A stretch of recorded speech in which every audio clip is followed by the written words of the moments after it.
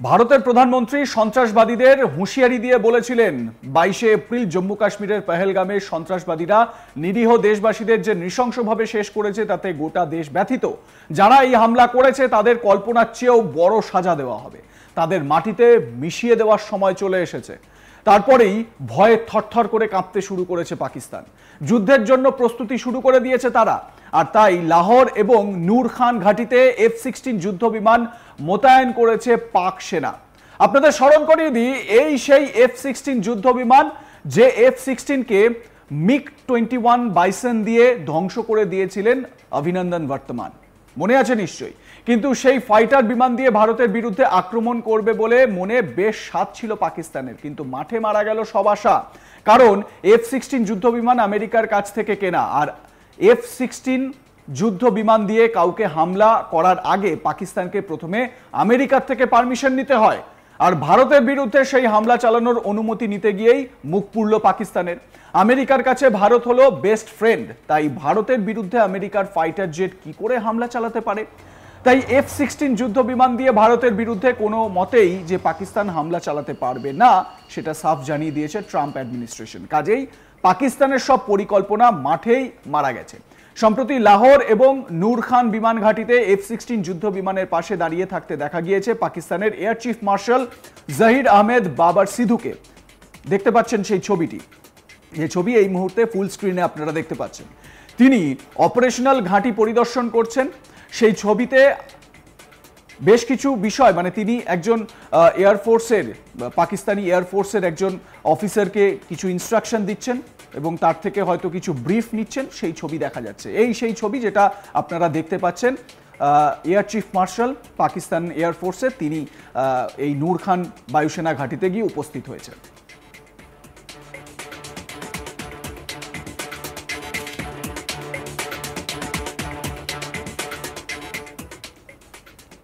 পাকিস্তান কোন কোন দিক থেকে কিভাবে ভারতকে আক্রমণ করতে পারে, পাকিস্তানের শক্তি কত, সেই বিষয়ে অবসরপ্রাপ্ত কর্নেল, প্রাক্তন সেনাকর্তা কর্নেল দীপ্তাংশু চৌধুরীর সঙ্গে আজ তাক বাংলা কথা বলেছিল।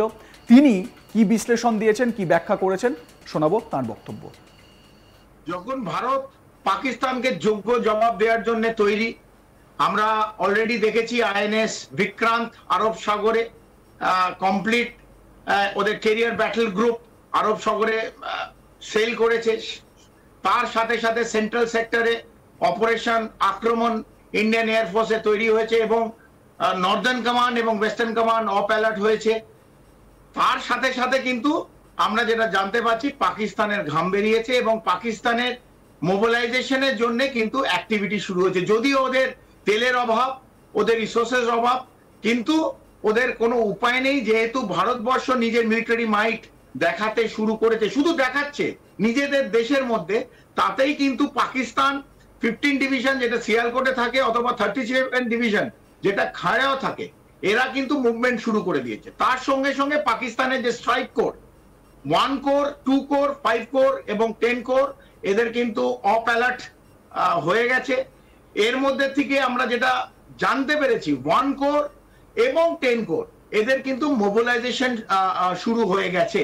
এবং এই পাকিস্তানে 1 কোর যেটা থাকে এটা হচ্ছে মংলা ক্যান্টে, এই মংলা ক্যান্ট গুজরানওয়ালা, এই যে খায়রিয়ান যেটা বলছে এটা মুভমেন্ট করেছে, এই গুজরানওয়ালার দিকে এটা মুভমেন্ট করেছে। যেই 37 ডিভের কথা বললাম, এই 1 কোরে যেটা আছে আমরা যেটা জানি 6th armour division, 7th infantry division, 37 infantry division, আর তার সঙ্গে ইনফেন্ট্রি ইন্ডিপেন্ডেন্ট ইনফেন্ট্রি ব্রিগেড আছে, আর্মার্ড ব্রিগেড আছে, এগুলো সব ইন্ডিপেন্ডেন্ট, আর্টিলারি ব্রিগেড আছে, সিগন্যাল ব্রিগেড আছে, যারা এটা কম্পোজিট ভাবে এদের হেল্প করবে। এই কমপ্লিট স্ট্রাইক কোর, এটা যেটা যারা কমান্ড করছে লেফটেন্যান্ট জেনারেল নভরান জাকারিয়া, আমাদের কাছে ইনফরমেশন গুলো আছে। সো এদের মোবিলাইজেশন করার জন্য আর্মি হেডকোয়ার্টার থেকে বলা হয়েছে এবং এদের আর্মার ডিভিশন এবং দুটো যে ইনফেন্ট্রি ডিভিশন আছে, দে হ্যাভ অলরেডি মোবিলাইজ। এবং বিশেষ করে পাক অধিকৃত কাশ্মীরে যারা দেখাশোনা করে 10 কোর, এই 10 কোর থাকে হচ্ছে চাকলালা ক্যান্টনমেন্টে, এটা পাকিস্তান অকুপাইড কাশ্মীর। এরা জেনারেলি যখন পাক অধিকৃত কাশ্মীরে ভারতের দিক থেকে অ্যাটাক যাবে, তখন এই 10 core will come into action. এই পাকিস্তানের 10 কোর ইজ অলসো মোবিলাইজড এরা এদের আমরা পিন্ডি কোর বলেও জানি অথবা রাওয়ালপিন্ডি কোর বলেও জানি। এরা 1971 অথবা 65-তে যখন লড়াই হয় তখন কিন্তু এদের একটা অ্যাক্টিভ রোল ছিল, এরাও মোবিলাইজ করেছে।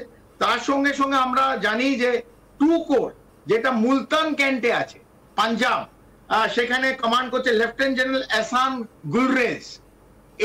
এইটাকে অফ অ্যালার্টে রেখেছে, যদিও এরা মুভ করেনি। এদের 1 আর্মার ডিভিশন, 40 ইনফেন্ট্রি ডিভিশন আছে, 40th ইনফেন্ট্রি ডিভিশন এবং আরেকটা ইনফেন্ট্রি ডিভ আছে। এরা স্ট্যান্ড টু। ভারত কি করছে, কোন দিকে নজর রাখছে, ভারতের স্ট্রাইক কোর কিরম ভাবে যাবে, সেই দিকে ওরা অ্যাকশন নেবে। আপাতত there is a movement which is happening in Pakistan, কারণ ভারত কিন্তু এখনো কোনো মুভমেন্ট করেনি, কোনো মোবিলাইজেশন করেনি, শুধু অপারেশন অ্যালার্ট হয়েছে।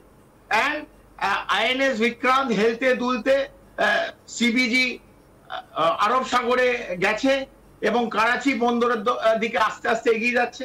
এবং রাফায়েল আর Su-30 এটা সেন্ট্রাল সেক্টরে বিভিন্ন জায়গায় অপারেশন আক্রমণ এই মহড়া চালাচ্ছে, এক্সারসাইজ চালাচ্ছে।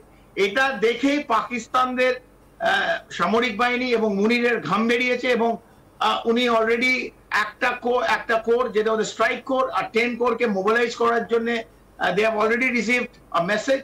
তার সঙ্গে সঙ্গে ওদের 2 corps which is also a strike corps is also of alert, যদিও মুভমেন্ট করেনি। বাট আমরা জানি যে যতই মুভমেন্ট করুক, যদি করাচি বন্দর বন্ধ হয়ে যায়, পাকিস্তানের তেল বন্ধ হয়ে যাবে এবং এই যত ট্যাঙ্ক গাড়ি সামরিক বাহিনীর মুভমেন্ট এটা এফেক্ট করবে। ইন্ডাস ওয়াটার ট্রিটিও আমরা ক্যান্সেল করেছি, জলও বন্ধ হবে। তো পাকিস্তানের তেল এবং জল দুটোই বন্ধের দিকে। তো আমি জানি না কিরম ভাবে এটাকে ওরা মোকাবিলা করবে, সময়ের আমরা অপেক্ষা। ভারত সরকার নিশ্চিতভাবে একটি স্ট্রং ডিসিশন নেবে, আর এই স্ট্রং ডিসিশনের জন্য 140 কোটি ভারতবাসী আমরা কেন্দ্রের দিকে তাকিয়ে বসে আছি। জম্মু কাশ্মীরের পহেলগামে সন্ত্রাসী হামলার পর ভারত পাকিস্তান সীমান্ত উত্তেজনা নিয়ে শুক্রবার আমেরিকার বিদেশ দপ্তরের মুখপাত্র ট্যামি ব্রুসকে পাকিস্তানি সাংবাদিক প্রশ্ন করেন, কিন্তু আমেরিকার বিদেশ দপ্তরের মুখপাত্র এ বিষয়ে কোনো কথা বলতে চাননি। তিনি স্পষ্ট করে জানিয়ে দেন, আমি এ বিষয়ে মন্তব্য করব না, আমি এর বিষয়ে যা পরিস্থিতি সম্পর্কে আর কিছু বলার নেই। রাষ্ট্রপতি এবং সচিব কিছু বলেছেন, যেমন উপসচিব বলেছেন, তারা তাদের অবস্থান স্পষ্ট করেছেন, তাই এই ব্যাপারে আমি আর কিছু বলবো না, এমনটাই বলেন ট্যামি ব্রুস। এর পাশাপাশি বদলা নেওয়ার রব উঠেছে চারপাশে। কাশ্মীরের পহেলগামে সন্ত্রাসী হামলার পর কি প্রত্যাঘাত করবে ভারত, তা নিয়ে জল্পনা চলছে নানা মহলে। ইতিমধ্যেই কূটনৈতিক স্তরে পাকিস্তানের বিরুদ্ধে একগুচ্ছ পদক্ষেপ করেছে নয়াদিল্লি। সামরিক মহড়াও শুরু করে দিয়েছে ভারত, আর তাতেই কালঘাম ছুটেছে পাকিস্তানের। এ বিষয়ে আপনাদের মতামত কি জানাতে ভুলবেন না। দেখতে থাকুন আজ তাক বাংলা, সাবস্ক্রাইব করুন আমাদের ইউটিউব চ্যানেলটি, বেল আইকন প্রেস করুন নোটিফিকেশন পেতে।